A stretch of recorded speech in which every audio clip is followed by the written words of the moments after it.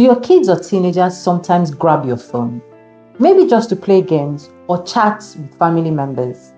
Well, here's the problem. One wrong swipe and suddenly they're inside your WhatsApp, reading private conversations that they were never meant to see.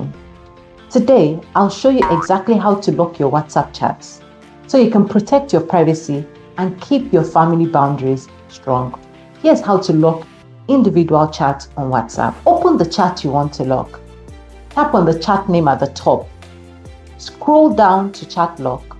Toggle lock and hide this chat on this device. Follow the on-screen instructions. That chat will now be hidden in a folder called Lock Chats, and only you can open it with your fingerprint or face unlock. This works on both Android and iPhone. So that's how to lock your WhatsApp chats and keep them private. No more worrying when your child grabs your phone, and no more stress about friends or siblings snooping around. If you found this video helpful, please hit the like button, subscribe, and share this video with someone who needs to see it.